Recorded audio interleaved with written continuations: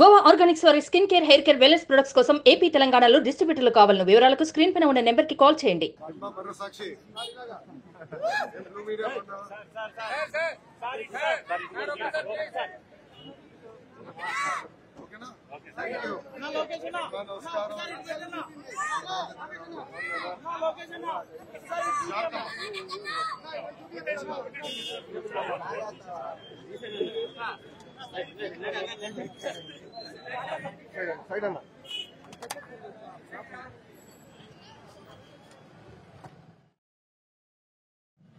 Hey, Christian sir.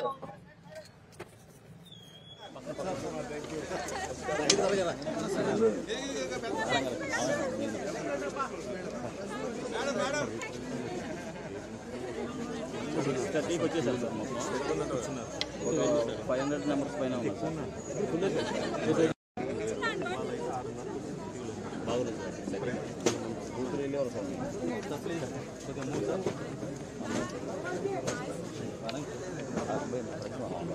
వ్యాపారం చేశారు. కొంచెం పోటింగ్ పెరిగింది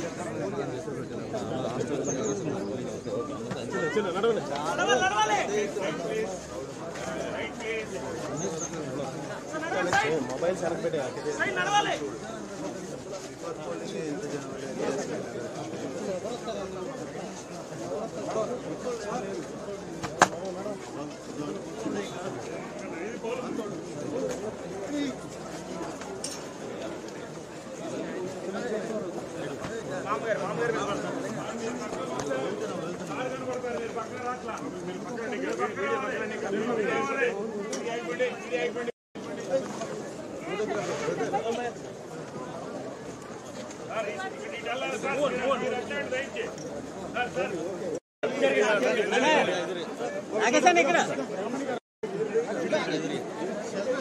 चलो ना प्लीज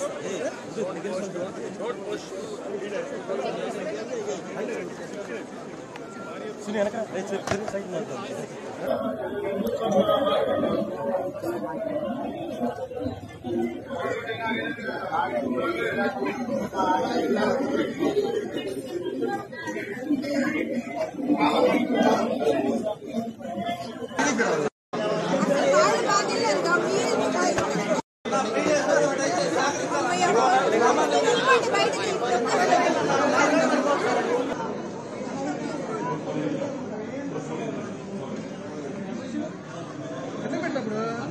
సార్ కొద్ది క్యాప్ తీయండి సార్. క్యాప్ పడుతుంది సైడ్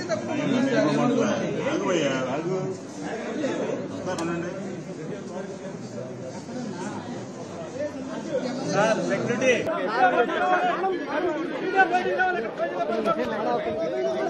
బయట మాట్లాడదాం.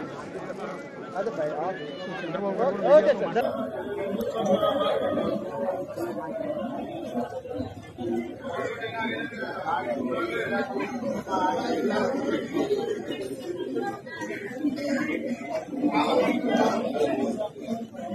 అందరికీ నమస్కారాలు. ఈరోజు నేను ఇది చూస్తే అందరూ ఓటర్స్ కూడా 7 గంటలకే పోలింగ్ స్టేషన్కి వచ్చారు. తమ ఓటు ఒక పవిత్రమైన భావంతో ఓటేయాలనే ఉద్దేశంతో వచ్చారు. చాలా ఎన్నికలు చూశాను కానీ ఈరోజు చూసింది మాత్రం చాలా ప్రత్యేకంగా కనపడుస్తుంది. ఓటు అనేది ప్రజాస్వామ్యంలో ఒక వజ్రాయుధం. వాళ్ళ జీవితాల్ని, సమాజ జీవితాన్ని, వాళ్ళ పిల్లల భవిష్యత్తుని తీర్చిదిద్దేది. అది గుర్తించారు. చాలా పెద్ద ఎత్తున వచ్చారు. రాష్ట్రం అంతా కూడా ఒకటే కోరుతున్నా, ఓటు మీ హక్కు, ఓటు మీ జీవితాలను మారుస్తుంది. అదే మాదిరిగా మీ భవిష్యత్తును మారుస్తుంది. మీ పిల్లలే కాకుండా మీ భావితరాల పిల్లలకు కూడా పునాదులు ఇస్తుంది. దయచేసి బాధ్యతగా ప్రతి ఒక్కరూ రావాలి, ఓటు వేసుకోవాలి, ఓటు వేయాలి. తద్వారా మీ యొక్క మనోభావాలు తెలియజేసి రేపు రాబోయే రోజుల్లో ఏదైతే సుపరిపాలన ఉంటుందో ఆ సుపరిపాలనకు నాంది పలకాల్సిందిగా మరొక్కసారి కోరుకుంటూ మరొక్కసారి అందరినీ విజ్ఞప్తి చేస్తున్నా, అశ్రద్ధ చేయొద్దండి. ప్రతి ఒక్క వ్యక్తి యొక్క బాధ్యత. ఎక్కడో అమెరికా నుంచి, హైదరాబాద్ నుంచి, లేకుంటే బాంబే నుంచి, వివిధ నగరాల నుంచి, బెంగళూరు నుంచి, చెన్నై నుంచి, అనేక నగరాల నుంచి వాళ్లే డబ్బులు ఖర్చు పెట్టుకుని అభ్యర్థులు తెలియకపోయినా ఒక పార్టీ విధానాలతో వాళ్ళు ముందుకు వచ్చే పరిస్థితికి వచ్చారు. కొంతమంది అయితే పేదవాళ్ళు, కూరగాయలు వ్యాపారం చేసుకునే వాళ్ళు ఇక్కడ లేకుండా ఎక్కడో ఉంటే సొంత ఖర్చులు పెట్టుకొని క్యారియర్ పెట్టుకొని నేరుగా వచ్చి వాళ్ళ గ్రామంలో ఓటేసుకునే పరిస్థితికి వచ్చారు. ఇది నా జీవితంలో ఎప్పుడు చూడలా. ఇది నిజమైన ప్రజాస్వామ్యం, ప్రజాస్వామ్య స్ఫూర్తికి ఇది నిదర్శనం. అందరినీ మరొక్కసారి అప్పీల్ చేస్తున్నా, ప్రతి ఒక్కరూ రండి, మీ ఓటు హక్కును ఉపయోగించుకోండి. ఏ వ్యక్తి కూడా నేను చూశాను, వికలాంగులు, వృద్ధులు, నడవలేని వాళ్ళు వీల్ చైర్లో వచ్చి ఇది నా బాధ్యత, నేను ఓటేస్తానని చెప్పినప్పుడు నాకు చాలా ఆనందం కలిగింది. ఒళ్ళంతా పులకరించే పరిస్థితి వచ్చింది. ఇది వినూత్నమైన అనుభవం. అందరికీ మరొక్కసారి అభినందనలు.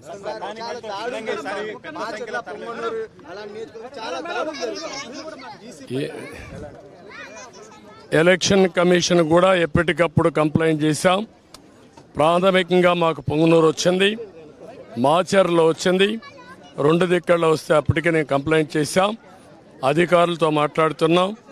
అదే మాదిరిగా ఎలక్షన్ కమిషన్ కూడా అప్రోచ్ అయ్యాం.